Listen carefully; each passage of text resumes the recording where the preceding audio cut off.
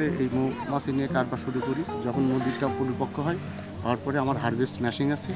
এই harvest machine দিয়ে বাতাসের সাহায্যে মধুটা বের করি, যার কারণে এই মধুটা মোমের লার্ভা বা ডিম কোনো কিছু গলে যাওয়ার সুযোগ থাকে না। মধুটা শতভাগ খাঁটি থাকে।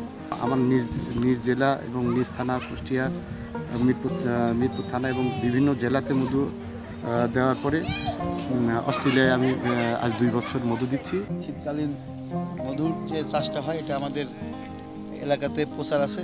যে মিরপুরে মামুন ভাই নামে এক ভদ্রলোক আছে, উনি প্রত্যন্ত অঞ্চলে চাষের মাধ্যমে আমাদেরকে পিওর খাঁটি মধু দিয়ে থাকেন। তো আমাদের এলাকার অনেকেই এখান থেকে সংগ্রহ করছে এবং তারা অনেক বিশ্বাসের সঙ্গে সংগ্রহ করছে। ওনার চাষ প্রণালীও ভালো লাগছে এবং আমরা এখানে এসে ওনার যে পদ্ধতিগুলো দেখে খুবই ভালো লাগছে। আমরা শুনছি ওনার মধু অস্ট্রেলিয়াতে যায়, দেশের বিভিন্ন অঞ্চলে যায়। আজকে প্রায় আমরা আধা মণ মধু ওনার কাছ থেকে সংগ্রহ করব।